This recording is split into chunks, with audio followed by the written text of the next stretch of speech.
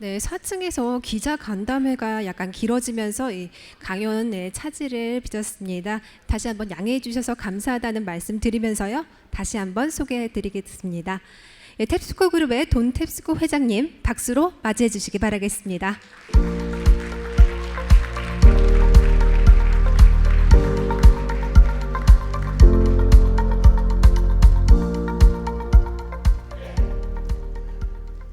Good evening. I'm very happy to be here, and I would like to congratulate you on the brilliant title for this conference, Blockchain Revolution. It's a very good title. Seriously. And then I have to apologize to you because I was just told that the Korean version of Blockchain Revolution is not available anywhere, and my publisher hasn't printed enough. So if my publisher is in the room, I would like to talk to you at the end of this session, and hopefully we'll have lots printed. This is a time of great opportunity. It's also a time of great danger, where big mistakes can be made in countries that can affect your future for generations. And what I'd like to do today is to talk to you about what is this blockchain revolution and how it's at the heart of the traditional economy and the transformation of our business models and our economic activity. And the miracle on the Hun that took place in Korea, if you do the right thing, you're positioned to have a second miracle. A miracle that can bring prosperity, good government, and social harmony. We're entering into the fourth industrial age. First was steam, and we mechanized things like shovels and hoes and looms. The second was electricity, and the main impact was to create the industrial production line, mass production.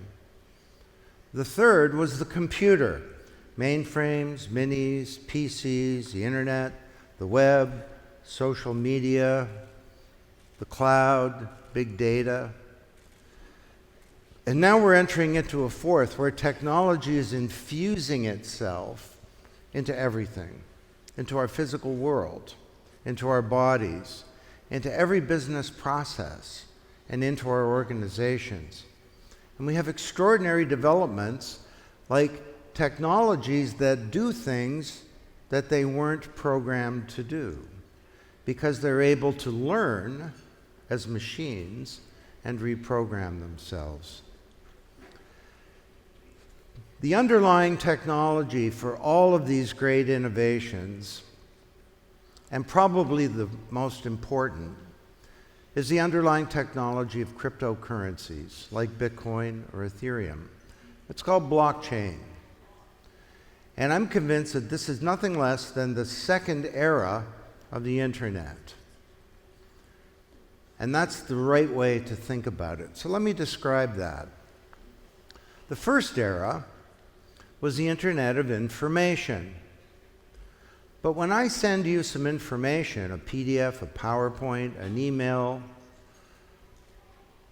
I keep the original. I'm sending you a copy. Even with a website, I retain the original.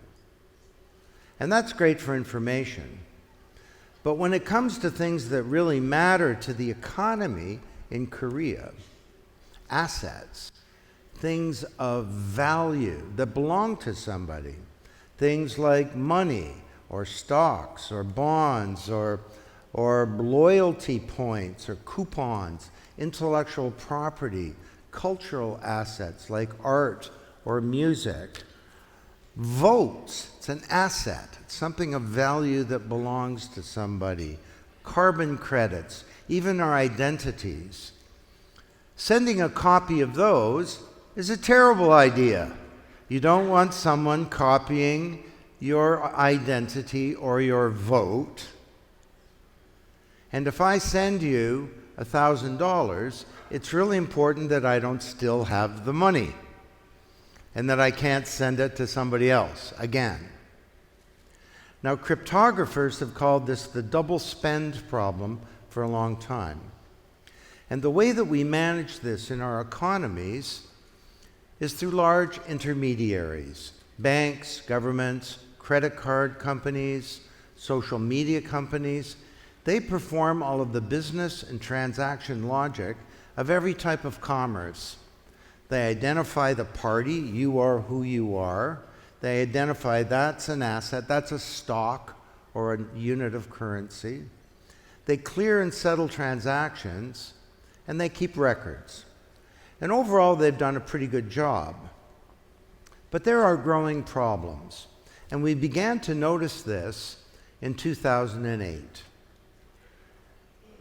Every year, the Sibos Convention is held, and this is the biggest convention of bankers in the world, 10,000 bankers.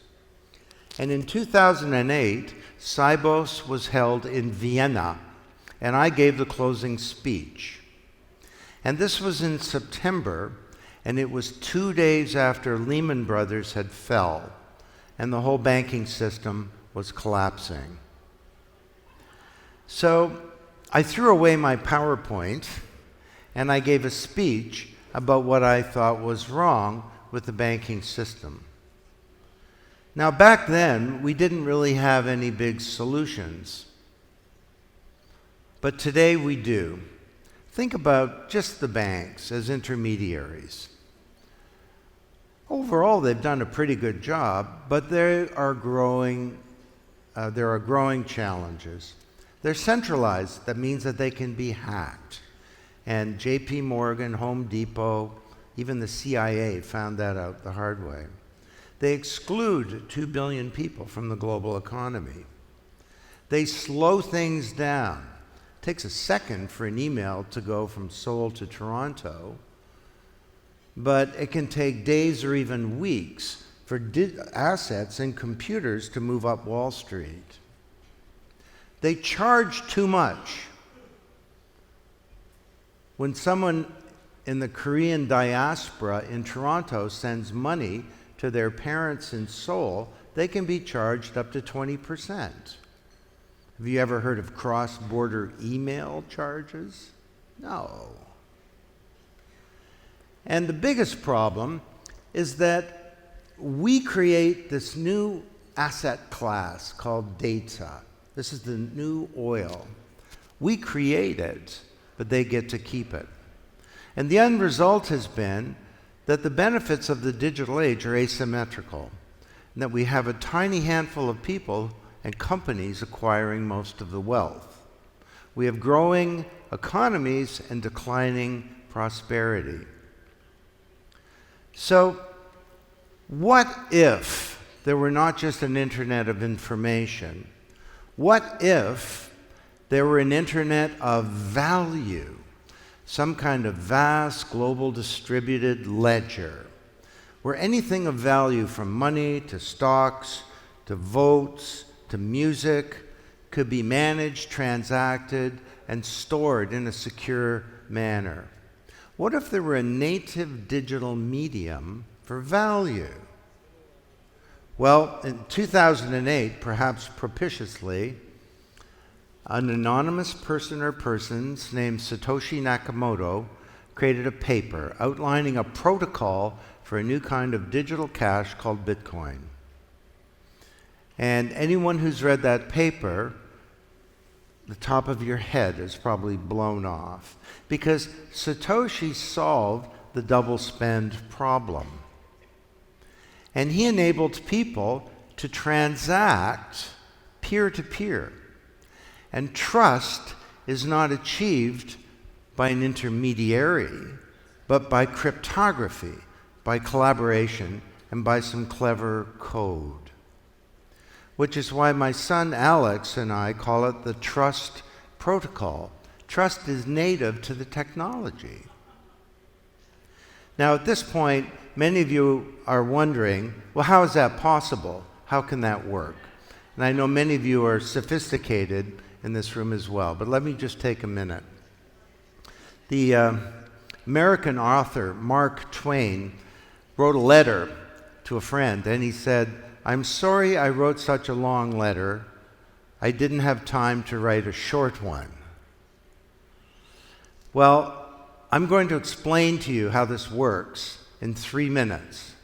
And it's taken me 5 years to be able to say this in 3 minutes. How does a blockchain work? Well, let me use the example of Bitcoin, because it was the first one, but there are many others. When I send you that $1,000, it's broadcast out to a global network of millions of computers, all using the highest level of cryptography. And then all around the world is a group of people called miners. And they have vast computing power, estimated to be 20 to 50 times bigger than all of Google's servers in the world. And these miners do a lot of work to find out the truth. And every 10 minutes, kind of like the heartbeat of a network, a block gets created. And that contains all of the transactions from the last 10 minutes. And the miners use their computing power to validate the block. And the first miner to achieve consensus is paid some of the cryptocurrency from that blockchain, in this case, Bitcoin. And then, here's the important part, that block is connected to the previous block and the previous block to create a chain of blocks. So if I wanted to hack that block and send that $1,000, the same money to you, to you, to you, and to you, to commit fraud, I'd have to hack that block plus the previous block and the entire history of commerce on that blockchain. Not just on one computer, but across millions of computers all around the world simultaneously, while the most powerful computing resource in the world is watching me.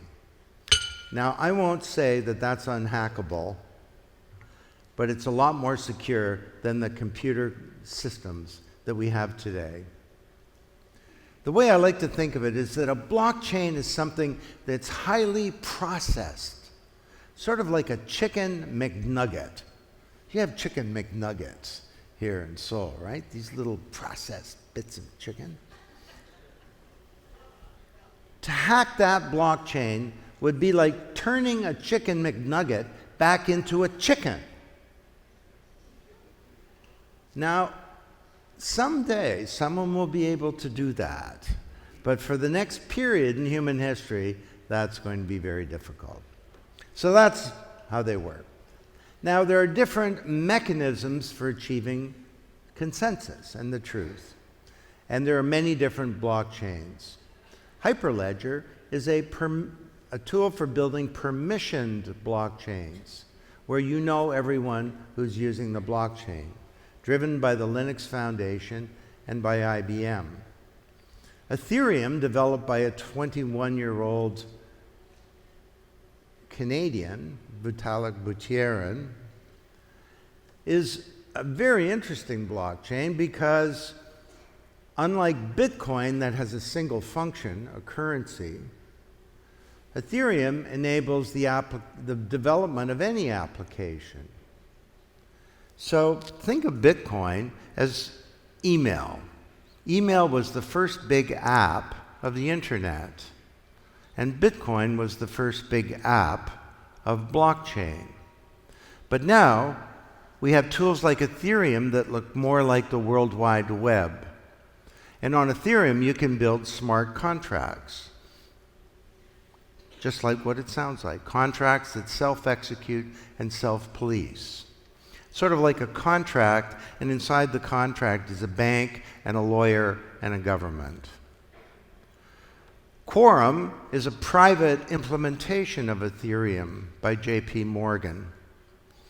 We have R3, a consortium of the big banks and others that are building permissioned ledgers for the financial services industry. Ripple, that now says it can do transaction volumes similar to Visa, is out to displace the global payment system centered on SWIFT. Then we have extraordinary new developments like Cosmos, the Internet of blockchains. Cosmos, it uses, rather than miners, it has a technology that's called Byzantine fault tolerance to enable consensus to be achieved on the platform. It's a company that has great potential. Now, full disclosure here, every day I have 2 emails from someone who wants me to be an advisor to their company in this space or to be part of their ICO. And I say no to all of them. I just have a handful of companies, and 2 of them are based in Korea. It's interesting, or have a big Korean play. One is Icon, which is an extraordinary company, is doing very well here. And the other is the Gibral Network that I'm going to talk about later on. Now, I'm associated with the network, so I'm biased, but to me that's not a problem, it's a benefit, because it's evidence of the fact that I think very highly of that operation. So the hype machine has begun. The Economist called blockchain the trust machine in a cover story, the great chain of being sure about things. And people say, well, Don, there's so much hype. And I'm like, yeah, there's so much hype. Look at the hype. That's how much hype there is. And it's going to get a lot bigger. You know, in 1994, I wrote the first bestseller about the web. It's called The Digital Economy. And people said, Don, there's so much hype.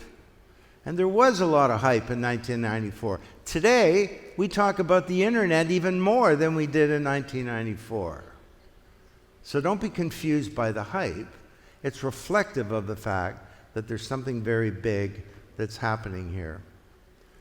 So 4 years ago, I began a wonderful collaboration with my son, Alex, and we wrote the book, Blockchain Revolution. And I'm very proud to say that this is the #1 bestseller in the world on the topic of blockchain. And it's a very good book. And I'd like to apologize to all of you that you can't buy it in Korean, but we're working on fixing that. So for the rest of my talk, I'd like to share some of the insights from the book, but also from the work that we're doing at the Blockchain Research Institute. This is a global institute. It's centered in Toronto, and we're conducting 75 projects about the strategic impact of blockchain on business and on government. And we have many of the world's leading thinkers that are collaborating with us and are running these projects. So let's begin by talking about the corporation. The corporation is part of the real economy and the traditional economy. The corporation was actually enabled by double entry accounting hundreds of years ago. But as we move towards triple entry accounting, where you not only have a debit and a credit, but a third entry on a blockchain, the corporation is beginning to change profoundly. And 80 years ago, there was a Nobel Prize-winning economist named Ronald Coase, and he posed a deceptively simple question. He said, why do we have the corporation? Why do we have the firm? He said, if Adam Smith is right, and the open market is the best mechanism for allocating goods, resources, information, money, why isn't everybody an independent contractor at every step along the way in production? Why do we all work for a firm? And he said the answer is, and he won a Nobel Prize for saying this, the answer is transaction costs. And he talked about 4 classes of costs. First of all, the cost of search. Imagine trying to find all the right people to do something, the right information, the right money, the right assets in an open market. Every time you tried to do something, Well, that would be prohibitive. So we bring search inside the boundaries of a firm, where we have filing cabinets to find information, and org charts to find people, and a corporate treasurer to find money, and so on. Secondly, he said, the cost of coordination. Imagine trying to get all these people in an open market to work together to create a car. That'd be prohibitive. So we bring that inside the boundaries of a firm where we have management structures and processes to coordinate. Number 3 was the cost of contracting. If every little activity in the economy required a contract, a doctor's going to perform surgery, he'd have or she'd have to do 80 contracts with suppliers of equipment and scalpels and medicines and nurses and so on. Prohibitive. And finally, the cost of establishing trust. We bring all of these inside the boundaries of a firm where we can trust each other. Well, all of these costs are about to be devastated, blown to smithereens by blockchain, because that's what this technology does. It radically drops transaction costs and enables people to collaborate together in trusting ways. So the first industrial age, really, we had corporations that were vertically integrated.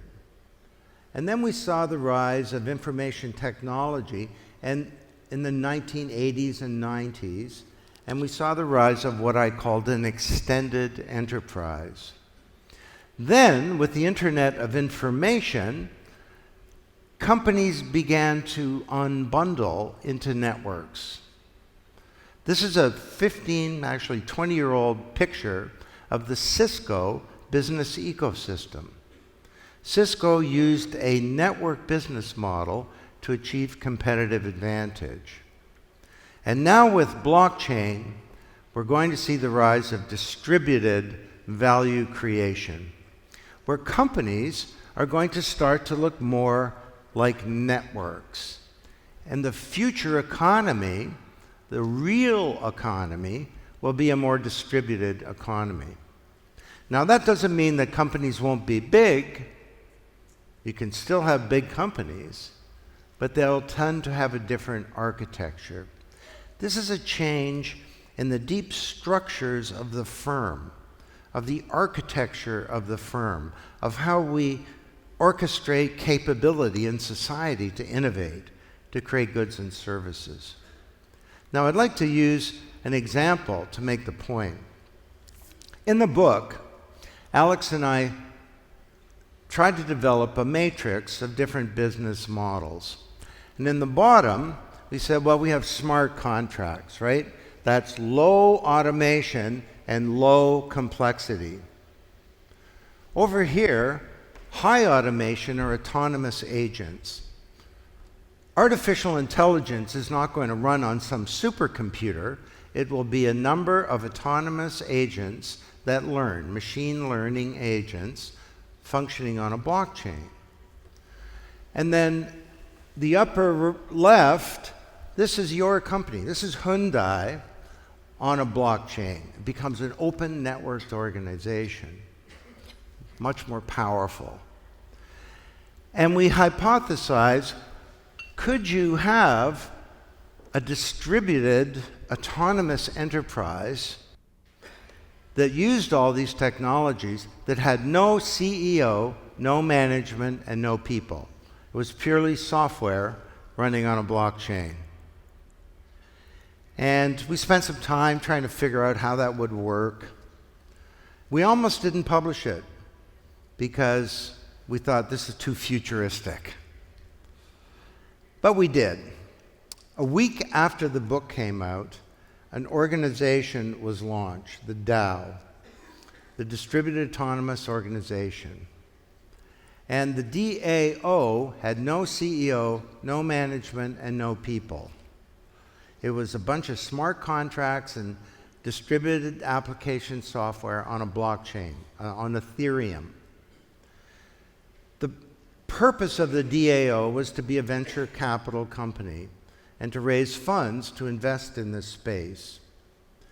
And the DAO held a crowdfunding campaign. It wasn't called an ICO because that word had not been invented yet, but that's what it was.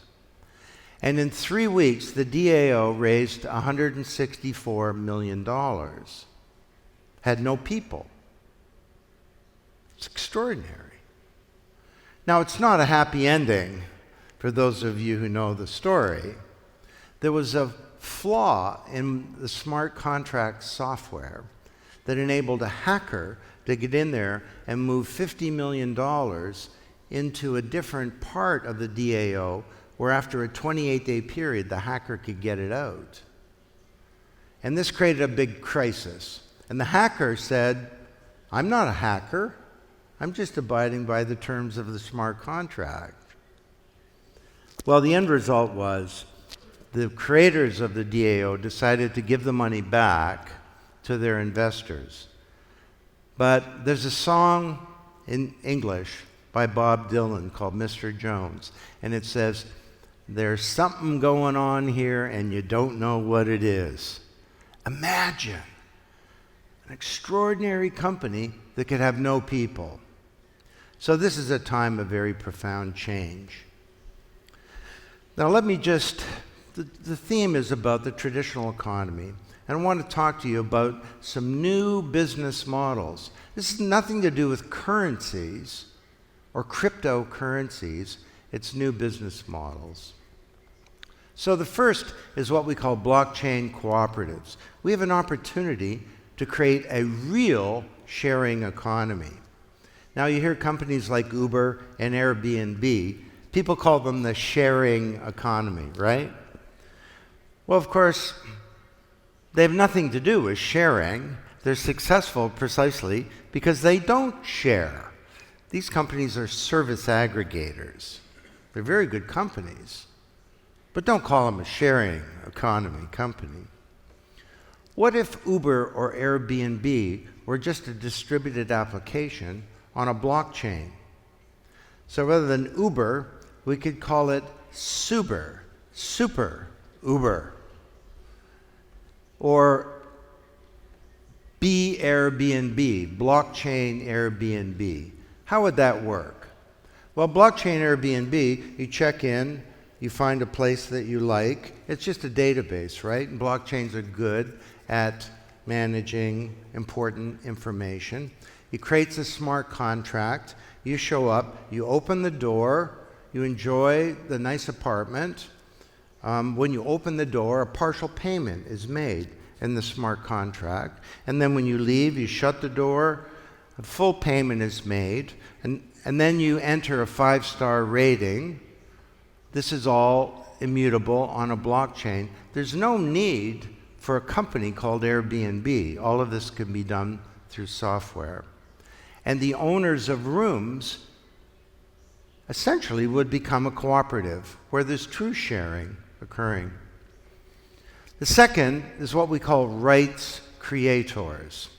There are all these people in the economy that create value, but they're not fairly compensated for that value. The music industry is a great example. The Internet of Information broke our intellectual property regimes because we didn't have an Internet of value that could protect assets. So we used the Internet of Information and we published people's assets. We printed them. All of you sent MP3 files to your friends. And that made it very difficult for the creators of content. Do you know that if you wrote a song 35 years ago in the United States and it became a platinum song, 1 million singles, you would get $46,000 in revenue. Today, you write a song that sells 1 million singles or 1 million streams, you don't get $46,000, you get $35. That'll buy you some Korean beef in Toronto, but it's not enough to live on for a year. So the poor musicians are left collecting crumbs. Well, what if we had a music industry based on blockchain? This is being built now by Imogen Heap, the British singer-songwriter, Grammy winner. And she's leading and creating a platform called Mycelium, and she's already posted a song on this platform. It's a blockchain. And the song is inside a smart contract. And the smart contract governs the use of the song. So you want to listen to the song? Maybe it's free, for a few microcents. You want to put the song in your movie? Well, that's a different thing. You want it to be the theme song? You want someone to sing it in your movie? That's different. You want it to be a ringtone on someone's phone in the movie? That's different. The way she describes it is my song is a business. And my song is out there protecting my rights and collecting my royalties. This is an extraordinary thing because it's not just musicians, it's scientists and journalists and artists and all kinds of people who could benefit from this economy. Number 3, you remember the term disintermediation. I used to talk about this in the 1980s. Well, there's an opportunity now to re-intermediate.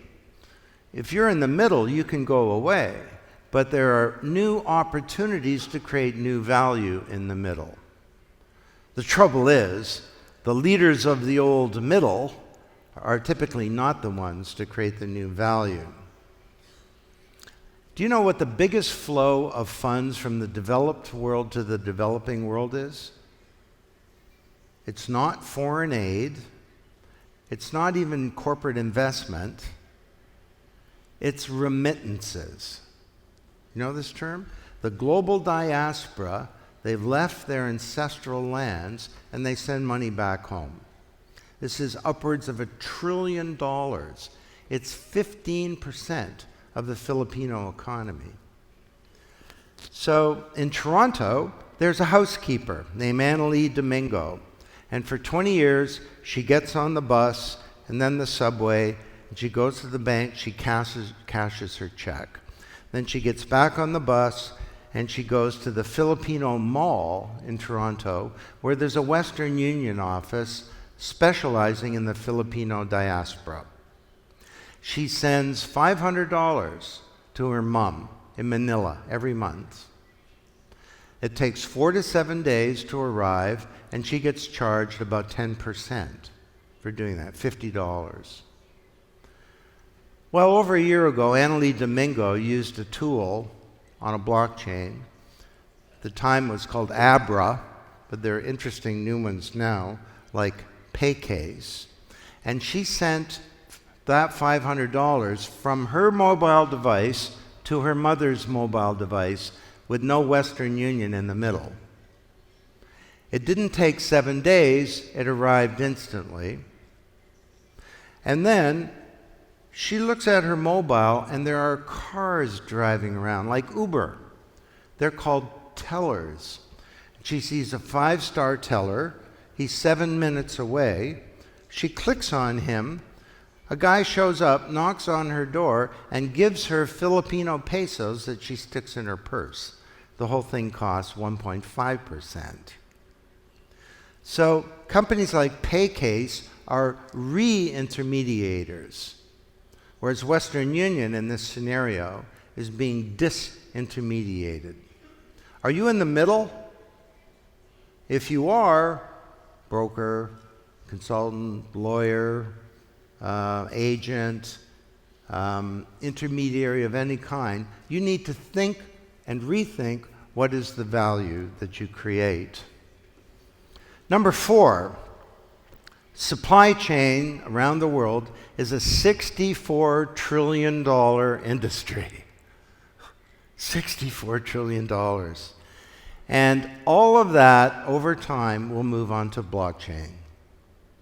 because supply chains are all about different parties doing transactions, trusting each other, and needing to know the whereabouts of things and the provenance of goods. Think about something like the trade finance that works on a blockchain. You've got a seller and a buyer that's got to move across the world.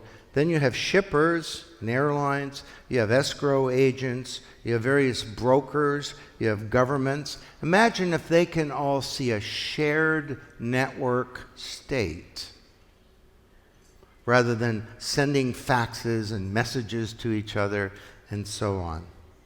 I think you can expect the big courier companies like FedEx and UPS to embrace blockchain as well.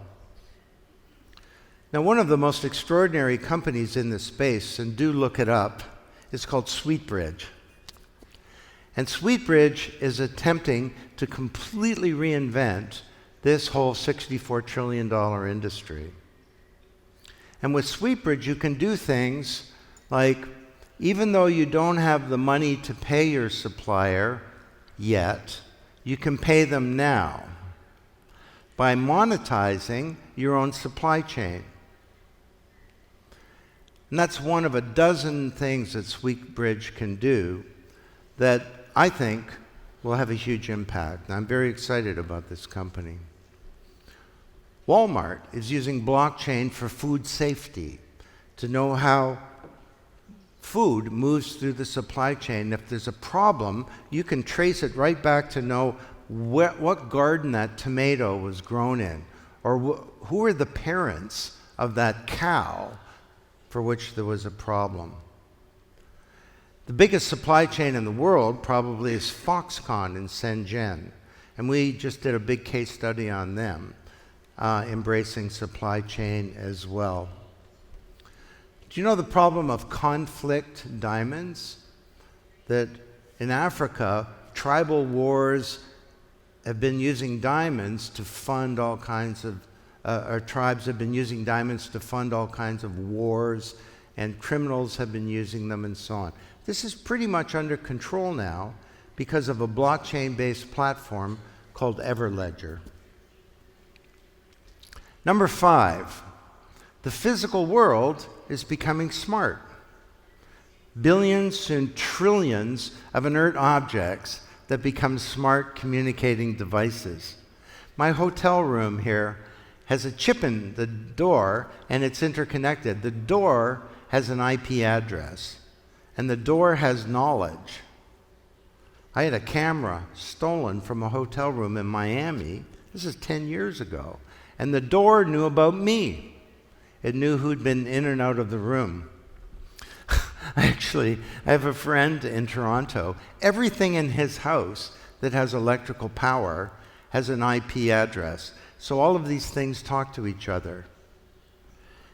I have no idea what his refrigerator says to his toaster, but apparently they have a meaningful conversation.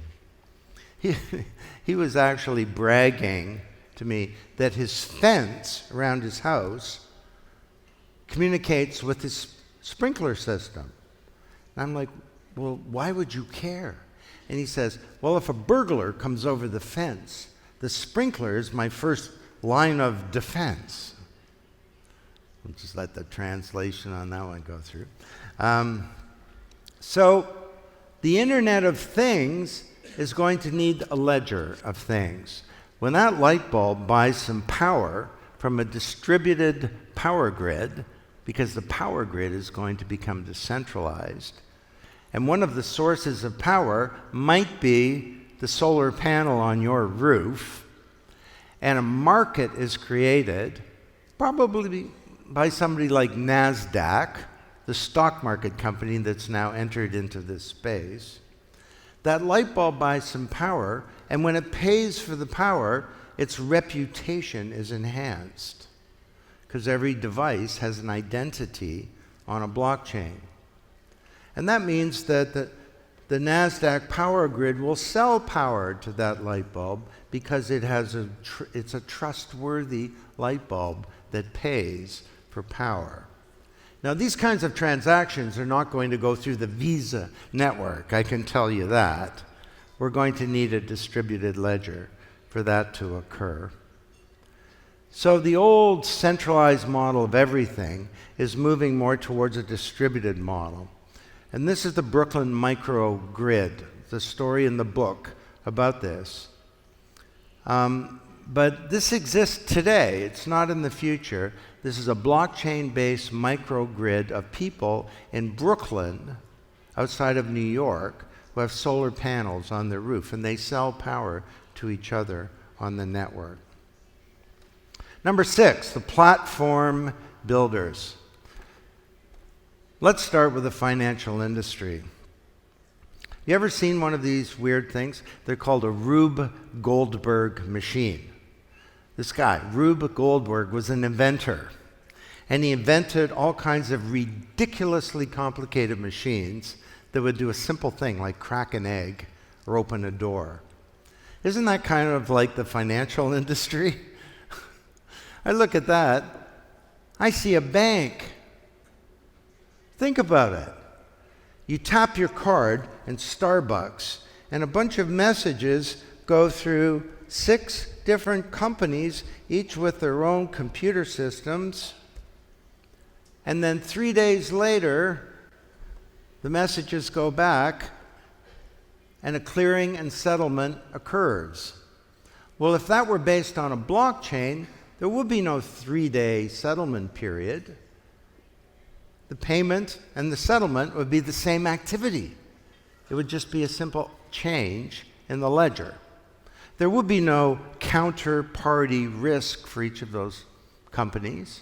There would be no cost for each of those companies. There would be no delay for each of those companies.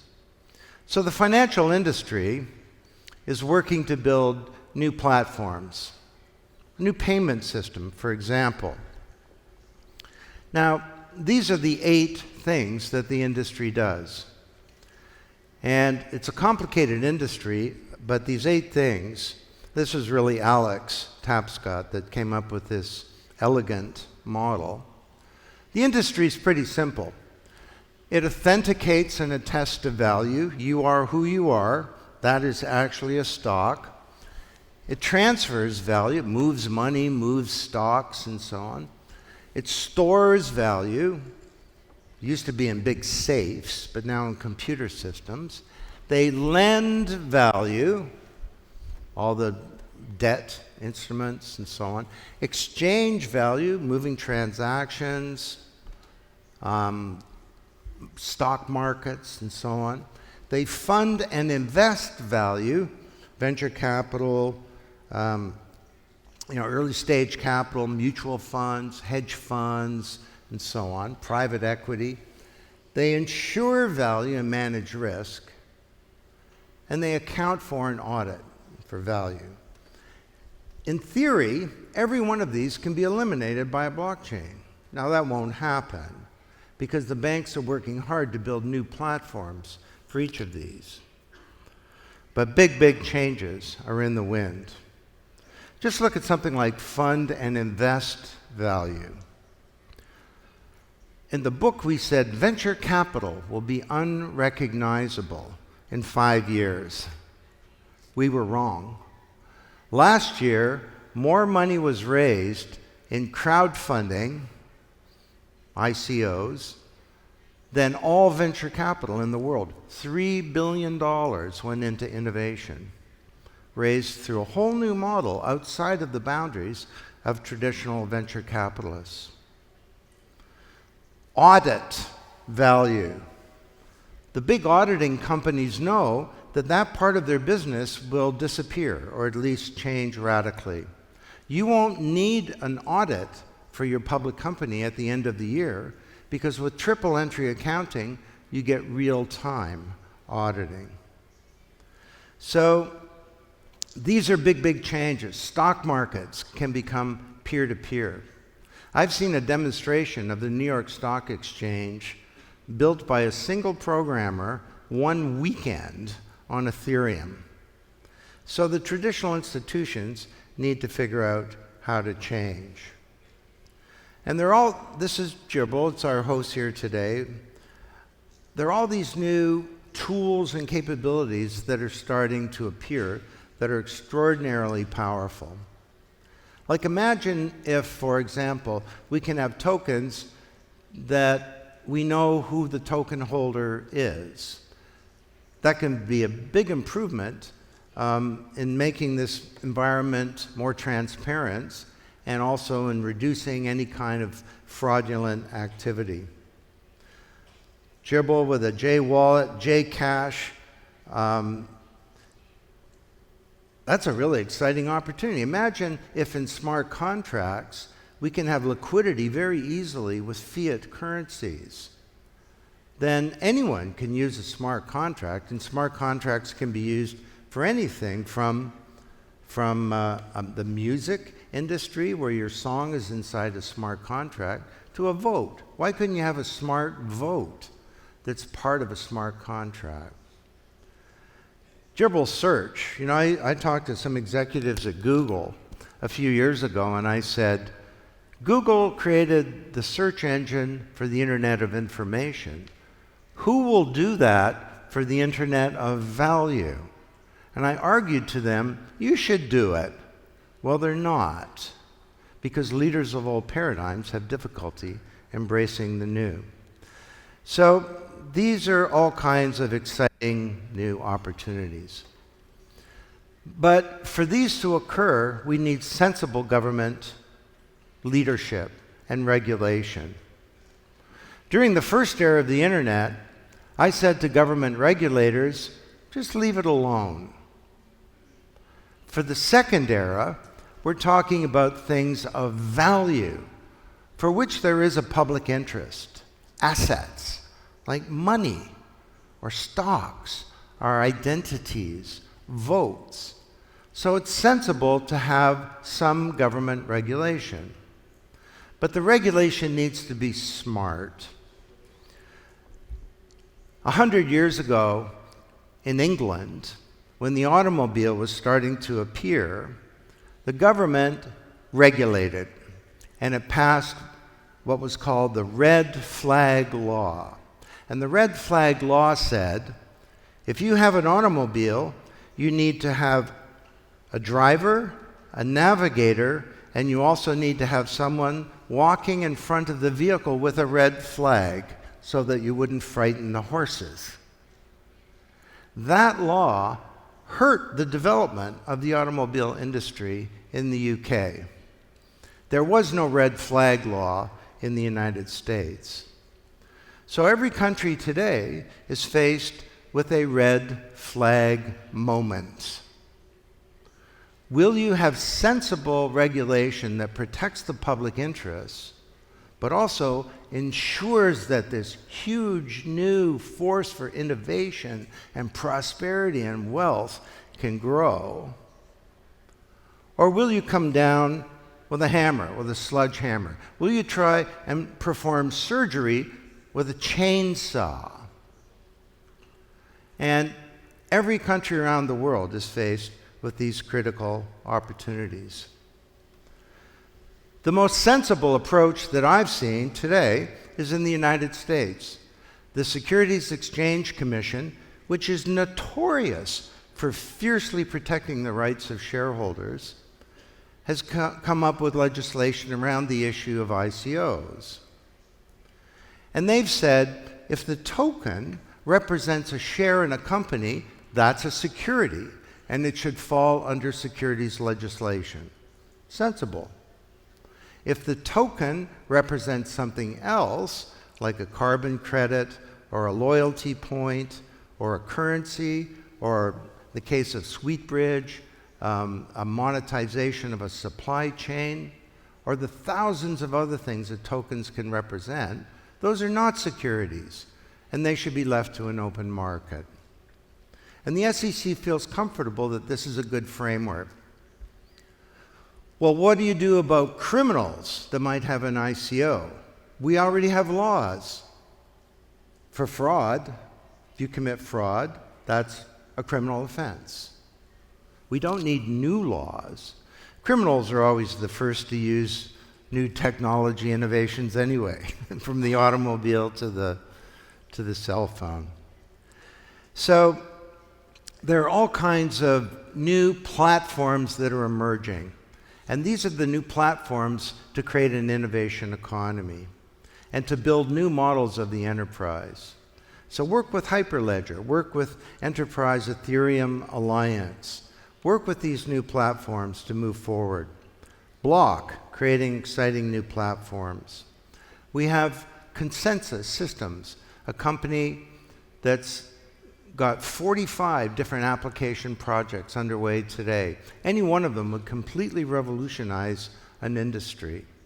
These are the new platform builders for the next century. Okay, we're almost done here. The next one is about data. I think big data is about to be turned on its head. Let me use an analogy. You know the word fracking? Fracking is a term in oil and gas where you drive steam into the ground and it forces the oil or gas out. It's like horizontal mining. Well, today we have the equivalent in data. Call them data frackers. Companies like Facebook that essentially are capturing this new oil, this new asset class called data. And this new asset class may turn out to be more important than previous asset classes like land in the agrarian economy or oil or industrial plant under the industrial age. But the problem is that you create this data, but they get to own it.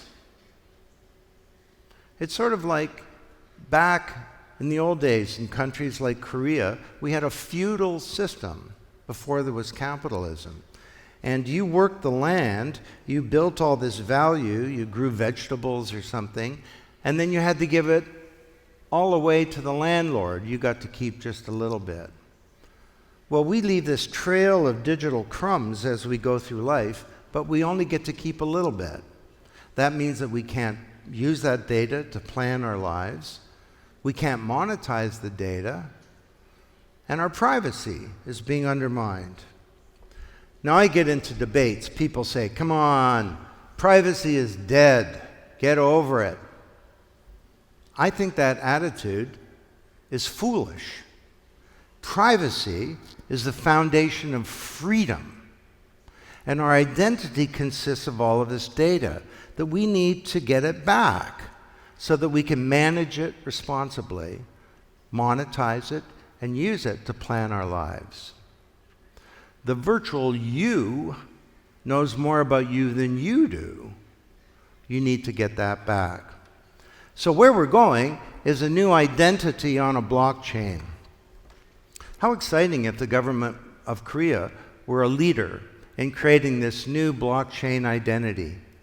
The identity consists of all of your data, your transactional exhaust that you leave behind, but also your healthcare data and your educational data, right down to micro credentials. Not just what did you get on Biology 202, what did your professor say about your fourth lab in Biology 202, but it could contain all your other data. It's private and it's secure and you own it and you control it.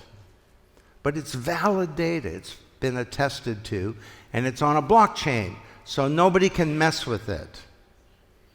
Unless you can turn a chicken McNugget back into a chicken. So, what an exciting opportunity this would be, and how transformative it would be for every citizen and for every institution as well. And the final one is that there are some exciting opportunities to transform government and democracy. Let me describe those. The first is we can have better government at a lower cost. Because with blockchain, governments can become a platform whereby the private sector, civil societies, and others can co-innovate value. So Dubai wants to be the first government running fully on a blockchain. The government of Estonia years ago moved towards a new citizen identity based on a blockchain. So I know there's some government people here. One of the most important things governments can do is to be a model user of the technology yourselves. Then we have amazing new developments that deliver government services, but they're not coming from governments. So Viridium is building a natural capital marketplace for things like carbon credits or environmental credits. And they're partnering with a company called CarbonX, where every one of you will be able to collect tokens that represent a carbon credit. And when Hyundai sells you a car, that car will be carbon neutral because it will become bundled with a number of these CarbonX tokens. So the idea is if a company can benefit by being green, why can't a family or an individual? And in our wallets, we'll have money, but we'll also have carbon credits that we'll be able to trade or turn into fiat currencies if we want. Number two, our democratic institutions are in deep trouble all around the world. Look at America. America's trust in government from 1958 to 2017. We have an emerging crisis of legitimacy of our democratic institutions. There's a polarization of left and right. There's growing social unrest and instability. And we have a president of the United States who says that democracy is not a good system, that it's rigged, and that there's massive voter fraud. So no wonder young people agree with that bumper sticker, "Don't vote, it only encourages them." Now this is a problem because democracy is the best system that we have. But young people, youth voting has been declining for a decade. How are we going to fix this problem? Seymour Martin Lipset, the great political scientist, said, "Legitimacy is the capacity of a political system to engender and maintain the belief that existing political institutions are the most appropriate." So you may disagree with who's in the government, but at least you think the system is a good one. This is now being questioned. And the alternatives to democracy are not good around the world. With blockchain, we could move to a second wave of democracy. In the first, we created these representative institutions, but there was a weak public mandate, and citizens were inert. We could move to a second era that's based on accountability, and that's based on a culture of public deliberation and active citizenship. Now, I don't have time to go through these, but these are just some of the examples. We could have e-voting. E-voting will never work with traditional computing technology because you need to know when you vote that that vote cannot be double spent. The double spend problem, right? You need to know that your vote is counted for the person for whom you voted and it can't be moved. Only blockchain can deliver the trust for e-voting. But on all kinds of other ways, imagine a smart contract where when you vote, that's part of a contract that forces your representative to be accountable to you rather than to the big money that put them into power. So this is such an exciting time. We can rebuild democracy for a whole new era. And the final one is reinventing the central banks. After this session today, I'm going to China, and then I'm going to Davos, the World Economic Forum. And last year, I had a meeting, a private meeting with all of the central bankers and all of the ministers of finance in the world, where we discussed the opportunities to use this technology. The currency, the fiat currency of Korea, should move onto a blockchain. Forget about Bitcoin. You need a blockchain-based fiat currency, and that would deliver powerful tools to a central banker to manage the money supply, to have better transparency, and to have a lighter touch on regulation. So, these are some big changes to government. Add them all up. This is a time of profound opportunity. 8 new business models. There are dozens of them, but I have time today to talk about 8 of them. This is not some different blockchain economy. This is the real economy that's being transformed by this technology. Now, how do we get from here to there?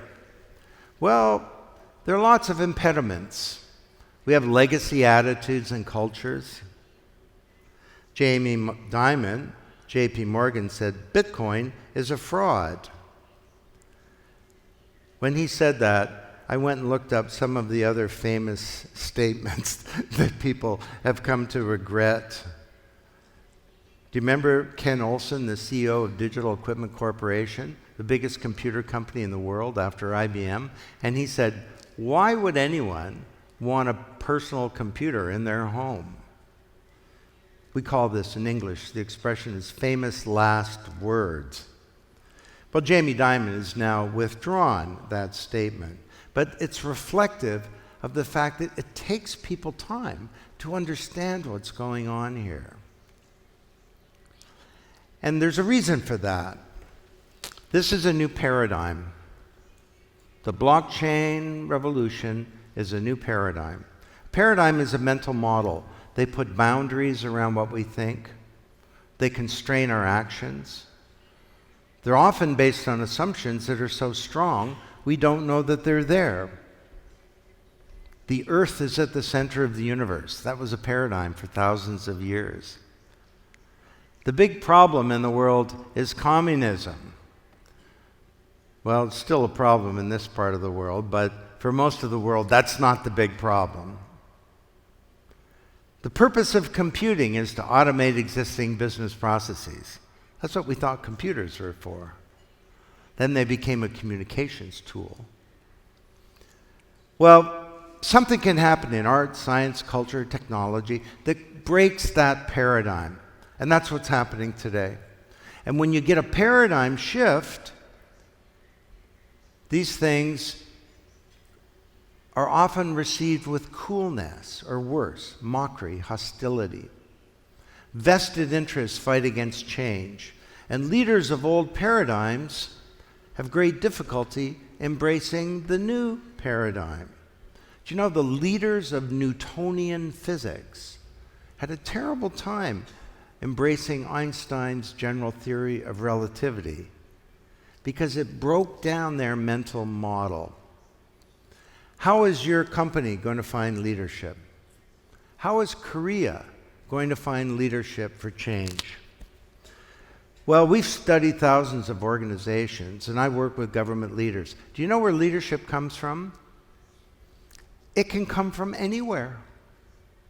We documented a story of a clerical secretary who was the key person of a transformation of a division of one of the biggest banks in the world. And she had what it took to be a leader. She just willed it. Leadership is about leadership for learning. Because the person at the top, the head of state, the CEO of a big company, as smart as they are, they can't learn for the society as a whole. Which is why leadership is your opportunity, if you will it. And when I travel around, the number one thing that I'm looking for in a leader is curiosity.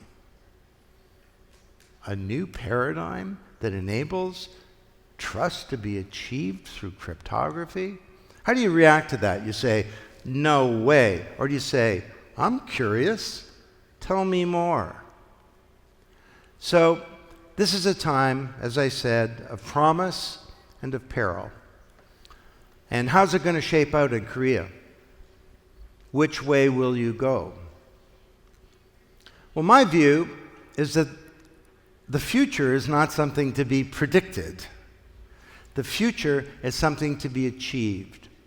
And you people in this room have self-selected as being part of the positive future for this country. And I hope that you'll keep it up. Let me close with an analogy. And if we could turn the volume down, way down, please. Thank you. Alex and I have been studying nature to try and understand this trust protocol. Fish come in schools, birds come in flocks, bees come in swarms, starlings come in something called a murmuration. It's an English word, it's in the dictionary, murmuration. And it refers to the murmuring of the wings of the birds. And starlings are out over a 20-mile radius foraging for food, and at night they come together and they create one of the most spectacular things in nature. The murmuration has a function. Look up here. That's a hawk, a predator, a killer of starlings being chased away by the collective power of the little bird.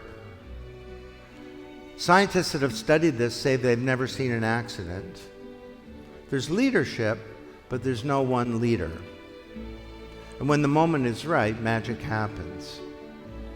Now, is this some kind of fanciful analogy, or could we learn something from it? This is the trust protocol in nature. And we can apply this to humans. It functions according to the principles I've been sharing with you. It's a massive collaboration. Remember I said trust is not achieved by intermediaries. There's no intermediary there. It's achieved by cryptography and by code in the DNA of the birds. The thing has a great interdependence. You know, the volume down a bit, please. As I travel around, I say to business leaders, business can't succeed in a world that's failing. I say to government leaders, no country can succeed in a world that's failing. And this murmuration functions as if the interests of the individual bird are attached to the interests of the murmuration as a whole. Interdependence. And overall, it has a great integrity that gives the birds the courage to take on a fierce predator. And that's what trust is all about. What is trust? What is trust? To me, trust is the expectation that the other party will act with integrity. Trust is the expectation that the other party will act with integrity, that they will do the right thing, that they'll be honest, that they'll be considerate of your interests, and that they'll abide by their commitments. And it's that integrity that gives the bird the courage to take on a predator 25 times its size, because it knows that the other birds will do the right thing. Imagine if we could connect ourselves in this country or in this planet with some kind of new trust protocol, some new platform for innovation and for creating and sharing wealth and solving the big problems of our epoch. Surely this new age of distributed trust could be an age where the promise is fulfilled. And maybe this smaller world that your children inherit might actually be a better one. Thank you very much. Thank you.